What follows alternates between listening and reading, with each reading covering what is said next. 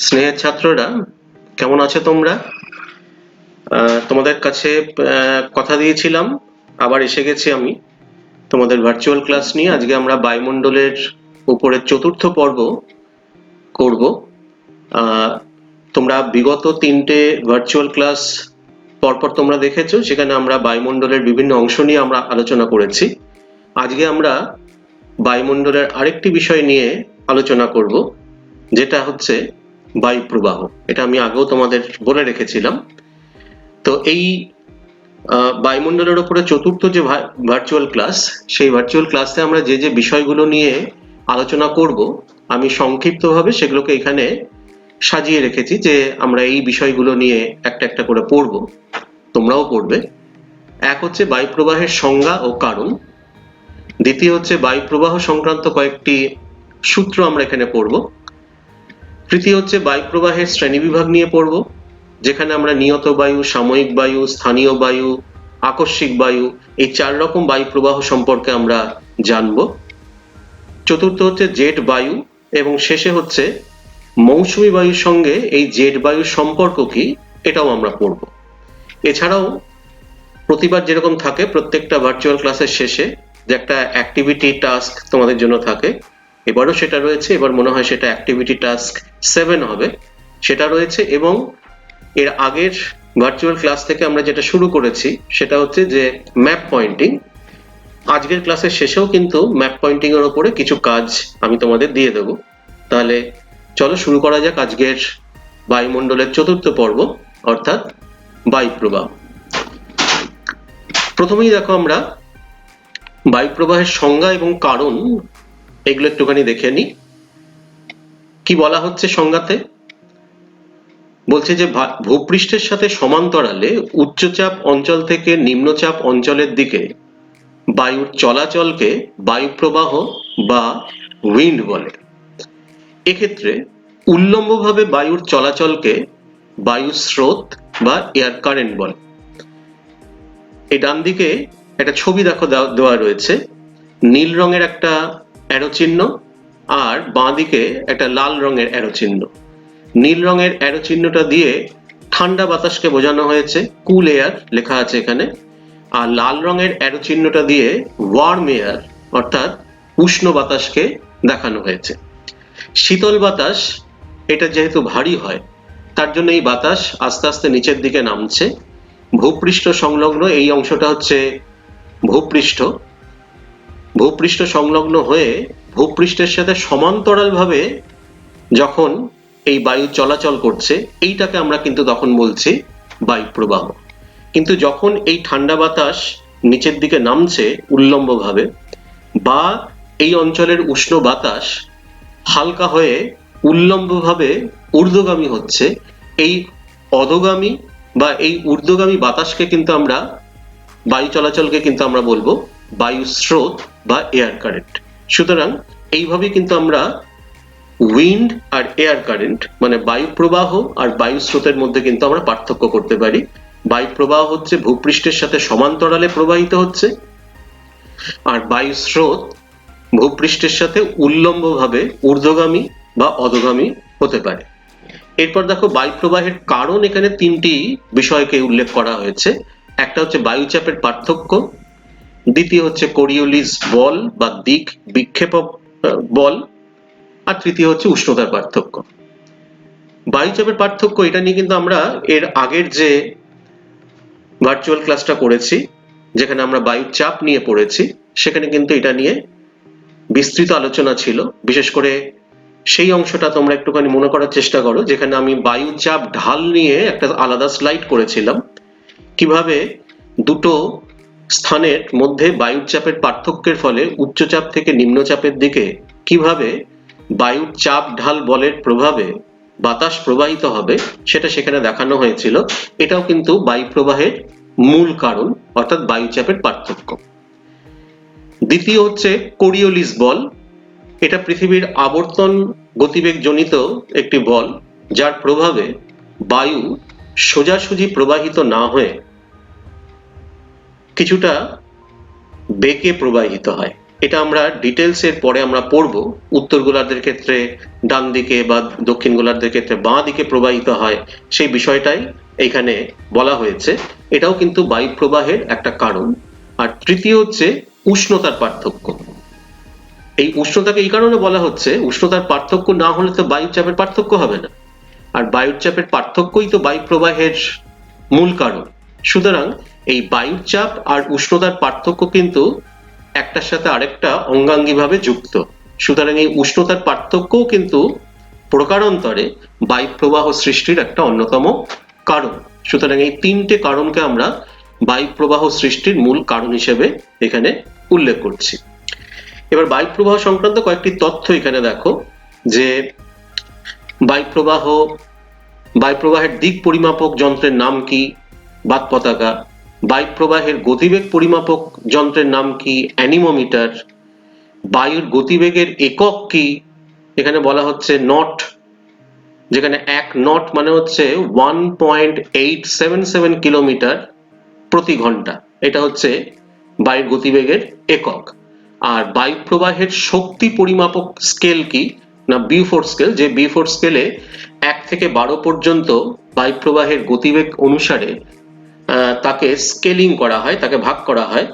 বায়ুর গতিবেগ যেরকম যেরকম ভাবে বাড়তে থাকে, তার শক্তির পরিমাপটাও কিন্তু সেইভাবে বাড়তে থাকে, এবং বিউফোর্ড স্কেলও কিন্তু একটু একটু করে 1, 2, 3, 4 করে সর্বোচ্চ 12 পর্যন্ত যায়। এই বিষয়টাই কিন্তু এই বিউফোর্ড স্কেলের মধ্যে দেওয়া রয়েছে। আমরা চলে যাচ্ছি পরের স্লাইডে। আমি একটু আগেই বলছিলাম যে কতগুলো বল বা সূত্র আমরা এখানে পড়বো, যার প্রথমটাই দেখো এখানে এসে গেছে স্লাইডে, কোরিওলিস বল। এই কোরিওলিস বলটা কি এখানে বলা হচ্ছে?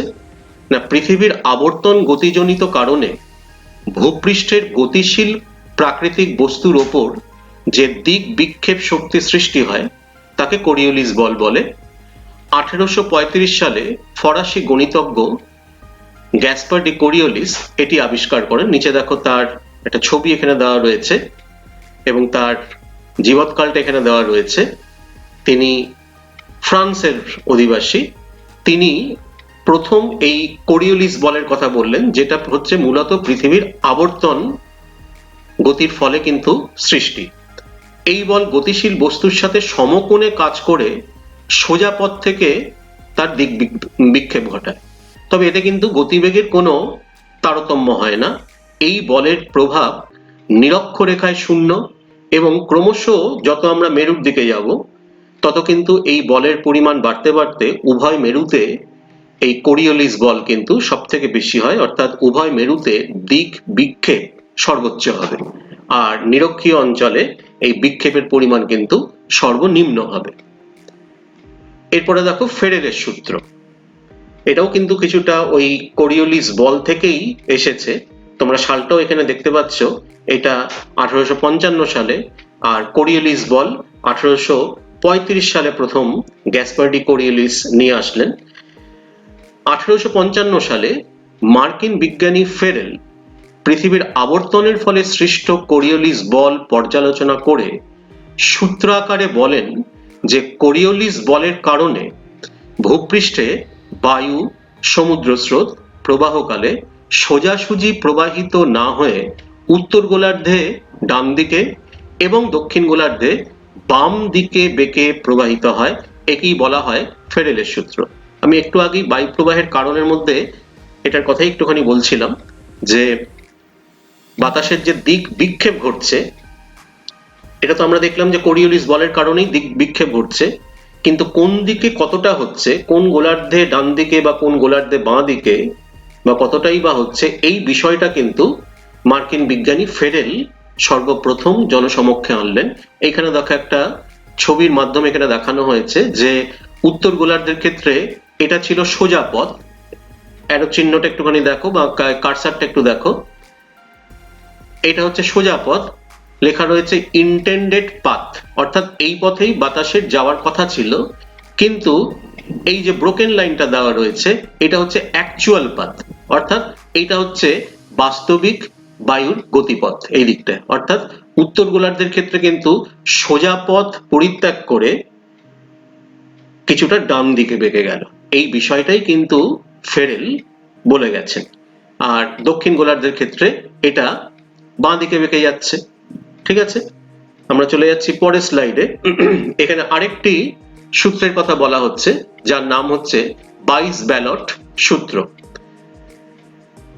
1857 সালে ওলন্দাজ বিজ্ঞানী, ওলন্দাজ অর্থাৎ হল্যান্ডের অধিবাসী ইনি, ওলন্দাজ বিজ্ঞানী বাইস ব্যালট বায়ুচাপের পার্থক্য আর বায়ু প্রবাহের মধ্যে যে সম্পর্ক সূত্র আকারে পেশ করেন তাকেই বলা হয় বাইস ব্যালট সূত্র। তার মতে উত্তর গোলার্ধে বায়ু প্রবাহের দিকে পিছন করে দাঁড়ালে ডান দিকের চেয়ে বাম দিকের বায়ুতে চাপ কম থাকে, দক্ষিণ গোলার্ধে এর বিপরীত অবস্থা দেখা যায়। ইনি হচ্ছেন সেই ওলন্দাজ বিজ্ঞানী, হল্যান্ডের অধিবাসী বাইস ব্যালট। 1857 সালে এই সূত্রটা কিন্তু প্রপাউন্ড করলেন, এই সূত্রটা রাখলেন। এখানে দেখা একটা ছবির মধ্যে এখানে দেখানো হয়েছে, উত্তর গোলার্ধে দাঁড়িয়ে রয়েছে একজন, বাতাস তার পেছন দিক থেকে আসছে, এদিকটায় একদিকে উচ্চচাপ একদিকে নিম্নচাপ, পেছন দিক থেকে বাতাস আসছে, এই যে অ্যারো চিহ্ন দিয়ে দেখানো হয়েছে, এবং তার বাম দিকে বায়ুর চাপ কম এবং বাম দিকে বায়ুর চাপ কম এবং ডান দিকে বায়ুর চাপ বেশি, সেটা এখানে দেখানো হয়েছে।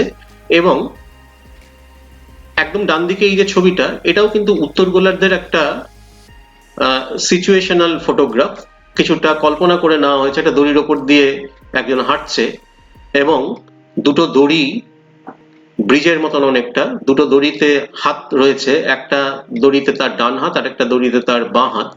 তো এখানে বলা হচ্ছে যে তার বাঁ হাতটা যে দড়ির ওপরে রয়েছে সেখানে কিন্তু চাপ কম অনুভূত হচ্ছে, যেহেতু এটা উত্তর গোলার্ধ। এখানে দেখাও বায়ুর চাপ দেওয়া রয়েছে 1008 মিলিবার।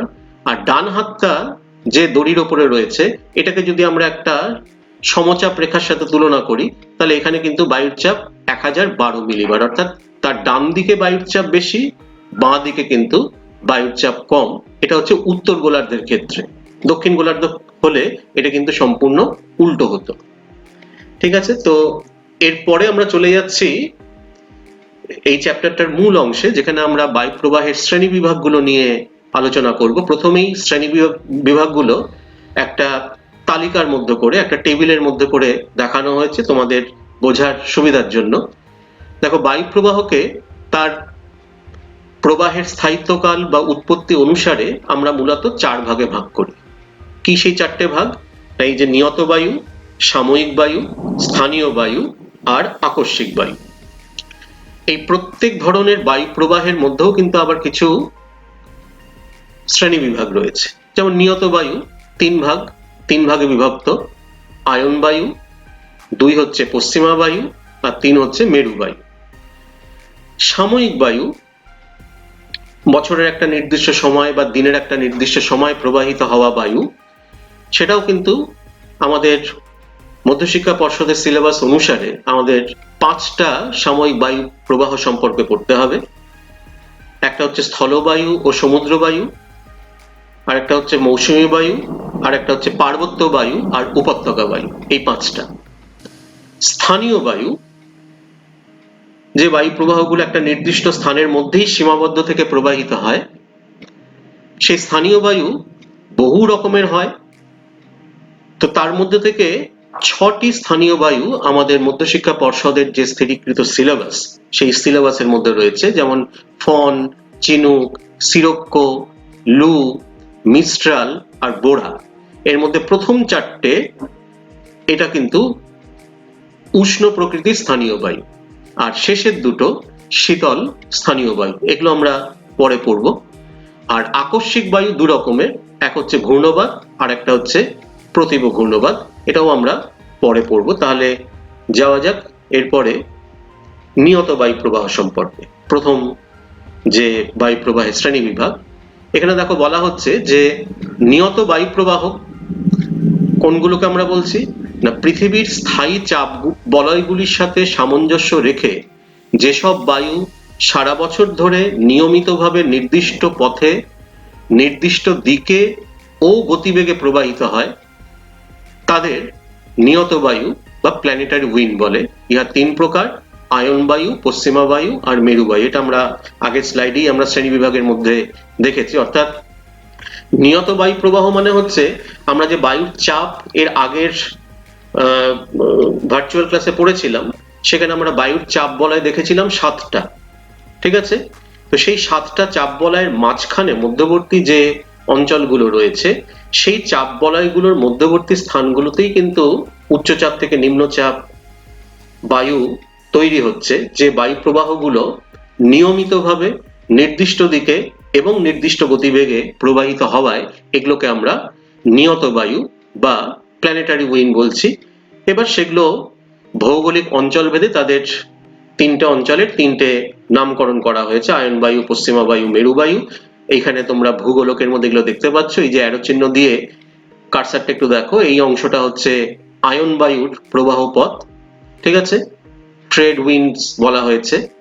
এইটা হচ্ছে পশ্চিমা বায়ু, এটা হচ্ছে দক্ষিণ গোলার্ধের পশ্চিমা বায়ু, এটা হচ্ছে মেরু বায়ু উত্তর গোলার্ধের, আর এই অংশটা হচ্ছে দক্ষিণ গোলার্ধের মেরু বায়ু। এগুলোই এরপরে আমরা একটা একটা করে পড়ব। প্রথমেই দেখো আয়ন বায়ু। কর্কটীয় ও মকরীয় উচ্চচাপ বলয় থেকে নিরক্ষীয় নিম্নচাপ বলয়ের দিকে প্রবাহিত নিয়ত বায়ুকে বলে আয়ন বায়ু।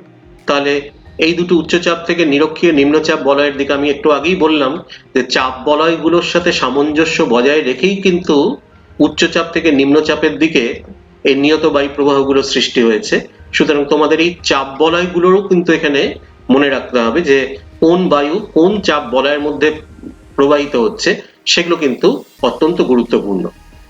উত্তর গোলার্ধে এই বায়ুর পুরো নাম হলো উত্তর পূর্ব আয়ন বায়ু, এবং দক্ষিণ গোলার্ধে তার নাম হলো দক্ষিণ পূর্ব আয়ন বায়ু। এখানে একটা জিনিস বলছি দেখো, যে এই যে এইরকম নামকরণ করা হলো, যে উত্তর পূর্ব আয়ন বায়ু বা দক্ষিণ পূর্ব আয়ন বায়ু, এর পেছনে কারণটা হচ্ছে বায়ু প্রবাহের নামকরণ করা হয় সবসময় কিন্তু বায়ু যেদিক থেকে প্রবাহিত হয়ে আসছে সেই দিকের নাম অনুসারে।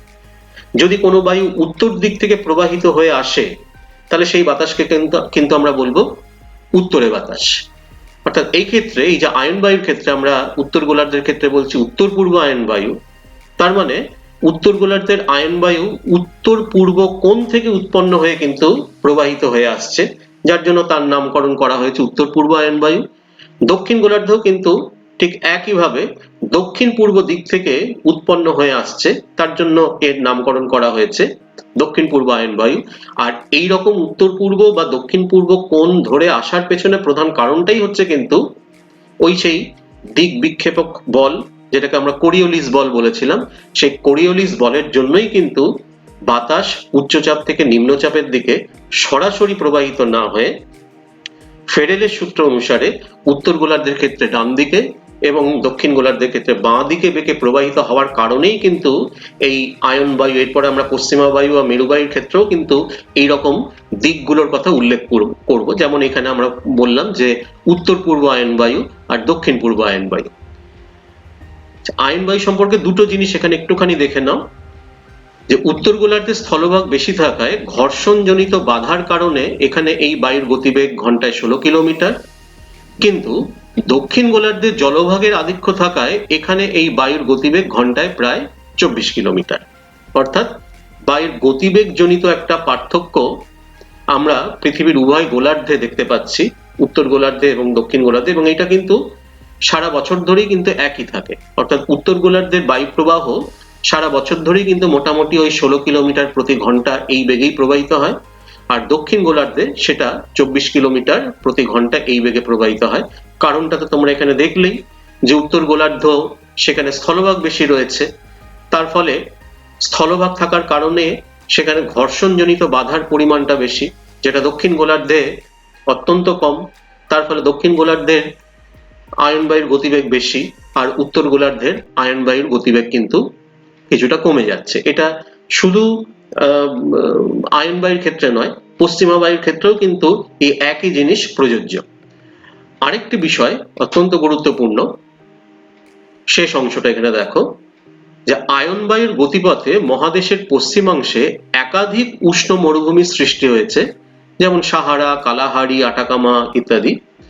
এর কারণ হলো আয়ন বায়ু কম উষ্ণ ক্রান্তীয় অঞ্চল থেকে উষ্ণতর নিরক্ষীয় অঞ্চলের দিকে মূলত স্থলভাগের উপর দিয়ে প্রবাহিত হওয়ার জন্য ক্রমশ উষ্ণ হয়ে জলীয় বাষ্পের ধারণ ক্ষমতা বৃদ্ধি পেয়ে সম্পৃক্ত হতে পারে না, তাই বৃষ্টি হয় না। তাছাড়া মহাদেশের পূর্ব দিকে এই বায়ু যথেষ্ট বৃষ্টিপাত ঘটালেও পূর্ব দিকে যখন এসে পৌঁছায় তখন বাতাসে জলীয় বাষ্পের অভাবে বৃষ্টিপাত ঘটাতে পারে না। অত্যন্ত গুরুত্বপূর্ণ বিষয়টা। তোমাদের অনেক সময় পরীক্ষাতে এখান থেকে কিন্তু এরকম প্রশ্ন থাকতে পারে যে আয়ন বায়ুর গতিপথে মহাদেশের পশ্চিম দিকে উষ্ণ মরুভূমি সৃষ্টির কারণ। তাহলে এখানে দুটো পরিষ্কার কারণ এখানে কিন্তু বলা হলো। একটা কারণ কি না, বলা হচ্ছে যে এই যে আয়ন বায়ু ক্রান্তীয় অঞ্চল থেকে নিরক্ষীয় অঞ্চলের দিকে আসছে, ক্রান্তীয় অঞ্চল নিরক্ষীয় অঞ্চলের তুলনায় কম উষ্ণ, নিরক্ষীয় অঞ্চল তার থেকে বেশি উষ্ণ। তার মানে আয়ন বায়ু কম উত্তপ্ত অঞ্চল থেকে অধিকতর উত্তপ্ত অঞ্চলের দিকে প্রবাহিত হচ্ছে। আর আমরা এটাও জানি বাতাস যত উত্তপ্ত হয়, বাতাস যত উষ্ণ হবে, সেই বাতাসের জলীয় বাষ্প ধারণ করার ক্ষমতা কিন্তু তত বেড়ে যাবে, এবং বাতাসের জলীয় বাষ্প ধারণ ক্ষমতা যত বাড়বে ততই কিন্তু ঘনীভবন প্রক্রিয়াটা কিন্তু পিছোতে থাকবে। কারণ জলীয় বাষ্প যতক্ষণ না ঘনীভূত হবে ততক্ষণ তো মেঘ তৈরি হবে না, মেঘ না হলে বৃষ্টিও হবে না। সুতরাং এটা একটার সাথে আরেকটা রিলেটেড। অর্থাৎ আয়ন বায়ু, উত্তর পূর্ব আয়ন বায়ু, মূলত উত্তর পূর্ব আয়ন বায়ু বা দক্ষিণ পূর্ব আয়ন বায়ু যখন কর্কটীয় এবং মকরীয় অঞ্চল থেকে উৎপন্ন হয়ে নিরক্ষীয় অঞ্চলের দিকে আসছে তখন কিন্তু ক্রমশ বাতাস উত্তপ্ত হচ্ছে, এবং এই উত্তপ্ত বাতাস আরো বেশি পরিমাণ জলীয় বাষ্পকে কিন্তু ধারণ করতে সক্ষম হচ্ছে। তার ফলে বাতাস সহজে সম্পৃক্ত হতে পারছে না, এবং সম্পৃক্ত না হওয়ার কারণে সেই বাতাসের মধ্যে যে জলীয় বাষ্প, সেই জলীয় বাষ্প ঘনীভূত হতে পারছে না, ঘনীভূত না হওয়ার কারণে সেখানে কিন্তু বৃষ্টিপাত হতে পারছে না। তাহলে এটা একটা কারণ। মহাদেশের পশ্চিম দিকে মরুভূমি, উষ্ণ মরুভূমি সৃষ্টি হওয়ার পেছনে, কারণ বৃষ্টিপাত না হলেই তো আস্তে আস্তে সেখানে মরুভূমির মতন অবস্থা সৃষ্টি হবে। দ্বিতীয় যে কারণটার কথা এখানে বলা হলো সেটা হচ্ছে যে মহাদেশের পূর্ব দিক থেকে এই বায়ু যথেষ্ট বৃষ্টিপাত ঘটালেও পূর্ব দিকে যখন এই বাতাস পশ্চিম দিকে এসে পৌঁছায় তখন কিন্তু এই বাতাসের জলীয় বাষ্প কমে যাচ্ছে। এই বাতাস তো পূবালী বায়ু, কারণ পূর্ব দিক থেকে যেহেতু আসছে, পূর্ব দিকে কিন্তু মোটামুটি বৃষ্টিপাত ঘটাচ্ছে। কিন্তু যখন এই বাতাস পশ্চিম দিকে এসে উপনীত হচ্ছে তখন কিন্তু এই বাতাসের জলীয় বাষ্পের পরিমাণ একদমই কমে যাচ্ছে। তার ফলে এক্ষেত্রেও আমরা দেখতে পাচ্ছি বৃষ্টিপাতের পরিমাণ কম। ঠিক আছে, এই দুটো কারণের যোগফলই কিন্তু মহাদেশের পশ্চিম দিকে এই সমস্ত উষ্ণ মরুভূমিগুলোর সৃষ্টি হওয়া। তো এই বিষয়টাই কিন্তু তোমাদের লিখতে হবে সেখানে। আইটিসিজেড, এটা একটুখানি সংক্ষেপে এখানে একটুখানি বলে নি যে এখানে দেখো নিরক্ষরেখার উভয় দিকে 5 থেকে 10 ডিগ্রি অক্ষাংশের মধ্যে যেখানে আয়ন বায়ু মিলিত হয় সেখানে বায়ু অত্যন্ত উষ্ণ হওয়ায় তা ঊর্ধ্বগামী হয় এবং তীব্র নিম্নচাপের সৃষ্টি করে। এই অঞ্চলটাকে বলা হয় আন্তঃক্রান্তীয় সম্মিলন অঞ্চল বা ইন্টারট্রপিক্যাল কনভার্জেন্স জোন বা আইটিসিজেড। এটি পৃথিবীকে নিরক্ষরেখা বরাবর পূর্ব পশ্চিমে এটি বেষ্টন করে রয়েছে, তবে ঋতুভেদে এই বলয়টিরও স্থান পরিবর্তন ঘটে। অর্থাৎ এই যে আমরা একটু আগে বললাম আয়ন বায়ু, উত্তর পূর্ব আয়ন বায়ু এবং দক্ষিণ পূর্ব আয়ন বায়ু ক্রান্তীয় অঞ্চল থেকে অর্থাৎ কর্কটীয় মকরীয় অঞ্চল থেকে নিরক্ষীয় অঞ্চলের কাছাকাছি এসে এই বাতাস উত্তপ্ত হয়ে ঊর্ধ্বগামী হয়। তার ফলে নিরক্ষরেখার উভয় দিকে 5 থেকে 10 ডিগ্রি উত্তর অক্ষাংশের মধ্যে কি দক্ষিণ অক্ষাংশের মধ্যে এইখানে কিন্তু বাতাস মূলত ঊর্ধ্বমুখী হওয়ায় এইখানে বায়ুর চাপ অত্যন্ত কমে যাচ্ছে। এই জায়গাটাকেই কিন্তু আমরা বলে থাকি ইন্টারট্রপিক্যাল কনভার্জেন্স জোন, যেখানে দুদিক থেকে আয়ন বায়ু এসে মিলিত হচ্ছে, এবং এটি মোটামুটি পৃথিবীর নিরক্ষরেখাকে প্রায় বেষ্টন করে পূর্ব পশ্চিমে বেষ্টন করে রয়েছে। তবে এখানে আরেকটা জিনিস বলে রাখি, আমরা যেরকম এর আগের বায়ুর চাপের যে ভার্চুয়াল ক্লাসটা করেছিলাম সেখানে তোমাদের মনে আছে নিশ্চয়ই যে আমরা যে চাপ বলয়গুলো পড়েছিলাম, পরে কিন্তু আমরা এটাও বলেছিলাম যে এই চাপ বলয়গুলো উত্তরায়ন এবং দক্ষিণায়নের সাথে সাথে কিন্তু স্থান পরিবর্তন করে। এখানেও কিন্তু এই যে আইটিসিজেড, এই আইটিসিজেড এই যে আমরা বললাম 5 থেকে 10 ডিগ্রি উত্তর ও দক্ষিণ অক্ষাংশের মধ্যে থাকে, এটা কিন্তু একটা মিন পজিশন, একটা গড় অবস্থান। কিন্তু শীতকাল এবং গ্রীষ্মকালে এর অবস্থানের কিন্তু পরিবর্তন ঘটে। এখানে নিচে এই মানচিত্রটার মধ্যেই কিন্তু এটা দেখানো হয়েছে। এটা দেখো বাঁদিকে যে স্ক্রিনের যে ছবিটা রয়েছে, এটা হচ্ছে ডিসেম্বর জানুয়ারি মাস মানে শীতকালের, আর এটা হচ্ছে জুন জুলাই তার মানে হচ্ছে গ্রীষ্মকালে। শীতকালে কিন্তু আইটিসিজেড, ইন্টারট্রপিক্যাল কনভার্জেন্স জোন, এটা কিন্তু ভারত মহাসাগরের উপরে অবস্থান করছে। ঠিক আছে, সেখানে আমরা দেখতে পাচ্ছি জুন জুলাই মাসে যখন সূর্যের উত্তরায়ণ হচ্ছে সেই সময় কিন্তু এই আইটিসিজেড জোন এইটা কিন্তু অনেকটাই উত্তর দিকে, একদম আমাদের ভারতীয় উপমহাদেশে প্রায় মাঝ বরাবর দিয়ে এই আইটিসিজেড জোনটা কিন্তু অবস্থান করছে। এটাই হচ্ছে ঋতুভেদে আইটিসিজেড এর স্থান পরিবর্তন। ঠিক আছে, শীতকালে এবং গ্রীষ্মকালে উত্তরায়ণ এবং দক্ষিণায়নের সাথে সাথে এরা কিন্তু রেসপন্ড করছে। এবার আমরা দেখব যে আয়ন বায়ুর গতিপথ বা প্রবাহ পথ। আমরা বাঁ দিকের যে ছবিটা রয়েছে এখানে ভূগোলকের মধ্যে আমরা দেখতে পাচ্ছি এই যে ট্রেড উইন্ডস যেটাকে বলা আছে, আমার এই যে কারসারটা একটুখানি লক্ষ্য করো, এটাই হচ্ছে আয়ন বায়ুর গতিপথের অঞ্চল। এটা হচ্ছে উত্তর গোলার্ধের ক্ষেত্রে, দক্ষিণ গোলার্ধের ক্ষেত্রে কিন্তু এই অংশটা হচ্ছে আয়ন বায়ু প্রবাহপথ। ডান দিকের এই অংশটার মধ্যে আমরা কিন্তু এই জিনিসটাকে এখানে দেখিয়েছি, শুধুমাত্র এখানে আয়ন বায়ুটাকেই দেখানো হয়েছে। উত্তরের ক্ষেত্রে দেখো, উত্তর গোলার্ধের ক্ষেত্রে কর্কটীয় উচ্চচাপ বলয় থেকে নিরক্ষীয় নিম্নচাপে বলয়ের দিকে প্রবাহিত হচ্ছে। দক্ষিণ গোলার্ধের ক্ষেত্রে মকরীয় উচ্চচাপ বলয় থেকে নিরক্ষীয় নিম্নচাপ বলয়ের দিকে এই বায়ু প্রবাহিত হচ্ছে, এবং প্রবাহিত হওয়ার সময় কোরিওলিস বলের প্রভাবে এবং ফেরেলের সূত্র মেনেই এই বাতাসগুলো কিন্তু বেঁকে যাচ্ছে, যে কারণেই কিন্তু উত্তর পূর্ব এবং দক্ষিণ পূর্ব আয়ন বায়ু যথাক্রমে উত্তর গোলার্ধে এবং দক্ষিণ গোলার্ধে এরকম নামকরণ করা হয়েছে। আমরা এবার নিয়ত বায়ুর দ্বিতীয় ভাগে চলে যাচ্ছি, পশ্চিমা বায়ু, বা এটাকে ওয়েস্টার্লি বলা হয়। কি বলা হচ্ছে এখানে না, কর্কটীয় ও মকরীয় উচ্চচাপ বলয় থেকে মেরুবৃত্ত প্রদেশীয় নিম্নচাপ বলয়ের দিকে প্রবাহিত নিয়ত বায়ুকে বলা হয় পশ্চিমা বায়ু বা ওয়েস্টার্লিজ। উভয় গোলার্ধে এটি 35 থেকে 60 ডিগ্রি অক্ষাংশের মধ্যে প্রবাহিত হয়, এবং আগেও আমরা দেখেছি উত্তর গোলার্ধে এবং দক্ষিণ গোলার্ধের ক্ষেত্রে নামকরণ কিভাবে হয় বায়ু প্রবাহের, এক্ষেত্রেও কিন্তু সেই জিনিসটাই আমরা দেখব। পশ্চিমা বায়ু উত্তর গোলার্ধের ক্ষেত্রে পশ্চিমা বায়ুকে বলা হচ্ছে দক্ষিণ পশ্চিম পশ্চিমা বায়ু, আর দক্ষিণ গোলার্ধে তার নাম হচ্ছে উত্তর পশ্চিম পশ্চিমা বায়ু। নামকরণের পেছনে এই যে দিকের উল্লেখ, এর কারণটা কি সেটা আমি আগের স্লাইডগুলোতে ব্যাখ্যা করেছি, সুতরাং এর মধ্যে আমি আর যাচ্ছি না। ওই একই কারণে পশ্চিমা বায়ুর নামকরণ এরকম করা হয়েছে। আমরা এর পরের স্লাইডটাই যাই, এখানে আমরা দেখতে পাবো পশ্চিমা বায়ুর প্রবাহ পথ। তোমরা দেখতেই পাচ্ছ আগের ছবিটাই, এখানে তোমরা এই যে কারসারটা যেখানে রয়েছে এটাকে বলা হচ্ছে ওয়েস্টার্লিজ, অর্থাৎ এই যে অ্যারো চিহ্নটা, এই জায়গাগুলো হচ্ছে উত্তর গোলার্ধের পশ্চিমা বায়ুর প্রবাহ পথ, আর এই অংশটা হচ্ছে দক্ষিণ গোলার্ধের পশ্চিমা বায়ুর প্রবাহ পথ। ডান দিকের ভূগোলকের মধ্যে এখানে শুধু ওয়েস্টার্লিজ অর্থাৎ পশ্চিমা বায়ুর প্রবাহ পথটাকেই দেখানো হয়েছে। তোমরা দেখতে পাচ্ছ এখানে যে কর্কটীয় উচ্চচাপ বলয় থেকে উত্তরে সুমেরু বৃত্ত প্রদেশীয় নিম্নচাপ বলয়ের দিকে একটা বায়ু প্রবাহিত হচ্ছে, এটাই হচ্ছে উত্তর গোলার্ধের পশ্চিমা বায়ু, যেটাকে আমরা বলছি দক্ষিণ পশ্চিম পশ্চিমা বায়ু।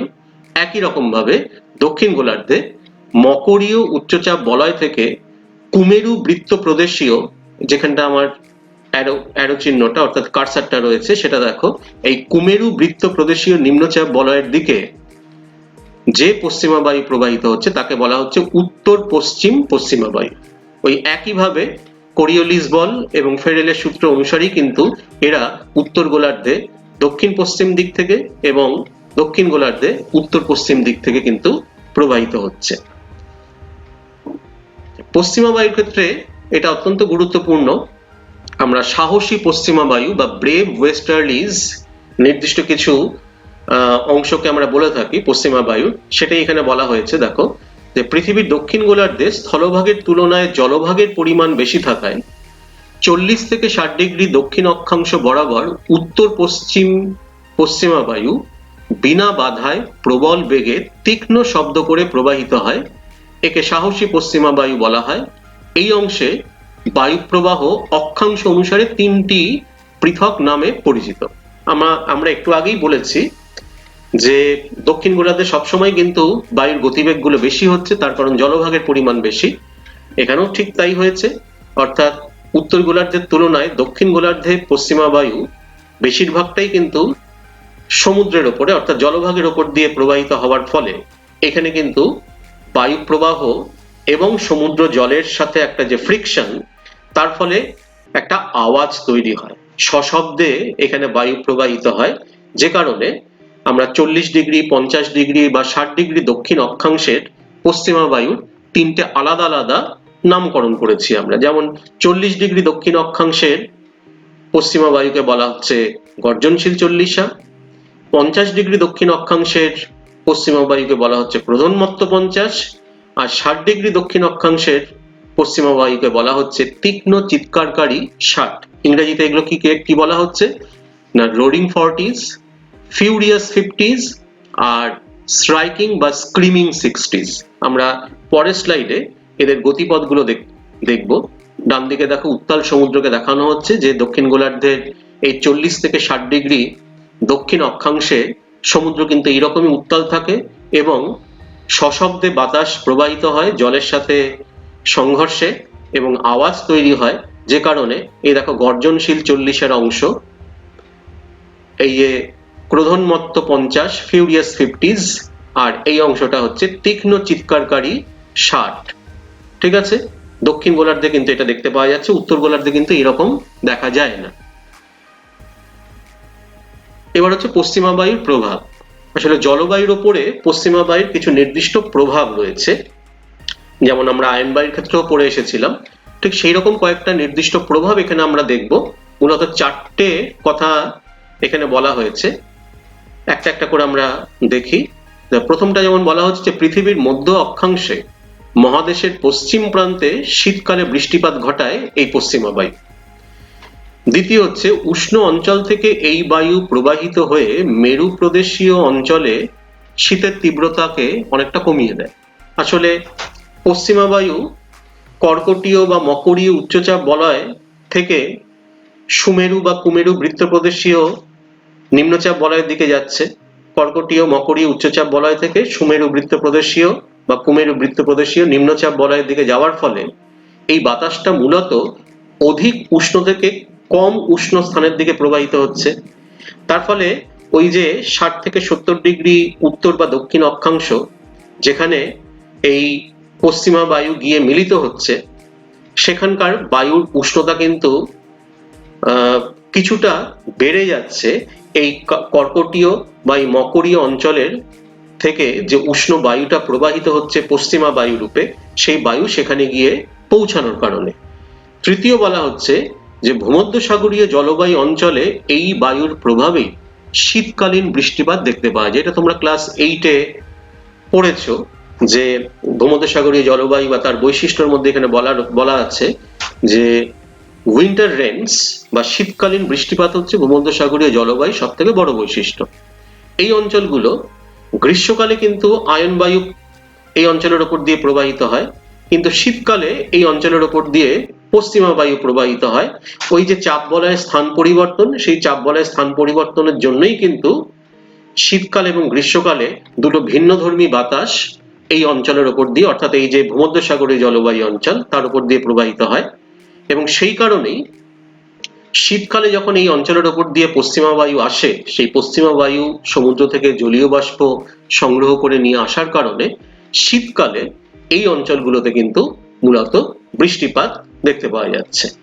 আর চতুর্থ হচ্ছে মহাদেশ অতিক্রম করে পশ্চিমা বায়ু যখন পূর্ব দিকে উপস্থিত হয়, তখন তার জলীয় বাষ্প শূন্য হয়ে পড়ায় এই অঞ্চলে নাতিশীতোষ্ণ তৃণভূমির সৃষ্টি হয়েছে, যেমন প্রেরি, পম্পাস, স্টেপ, ডাউনস, ভেল্ড ইত্যাদি এরকম কিছু কিছু নাতিশীতোষ্ণ তৃণভূমির নাম। এই পয়েন্টটাকে আমি একটুখানি তোমাদের বলবো।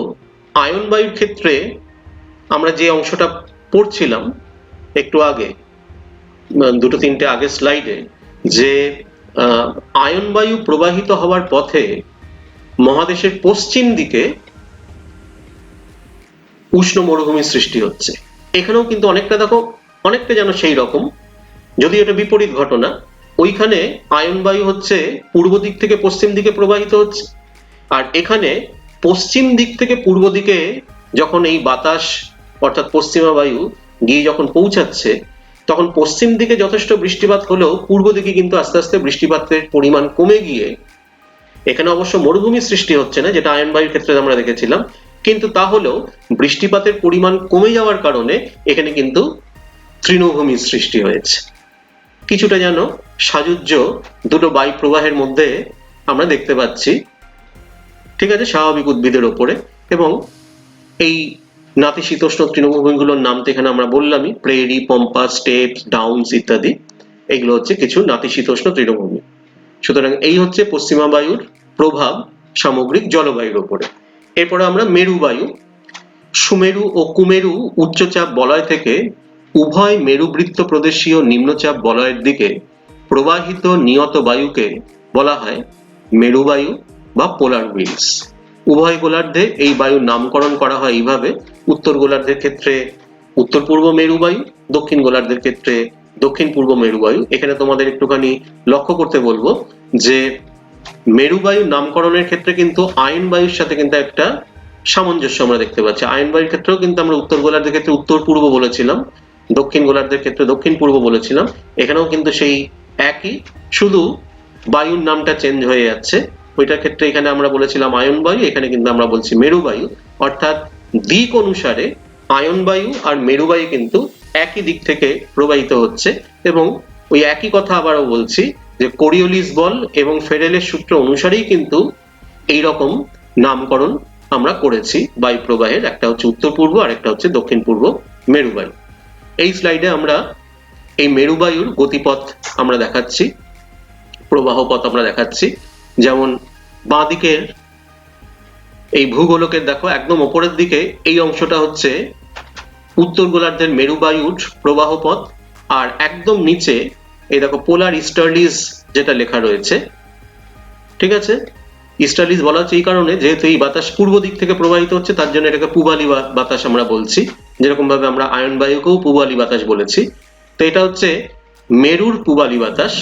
তো এখানেও আমরা দেখতে পাচ্ছি যে বাতাস মেরু অঞ্চল থেকে কুমেরু অঞ্চল থেকে কুমেরু বৃত্ত প্রদেশীয় নিম্নচাপ অঞ্চলের দিকে প্রবাহিত হচ্ছে। এটা হচ্ছে দক্ষিণ গোলার্ধের মেরুবায়ুর প্রবাহ অঞ্চল।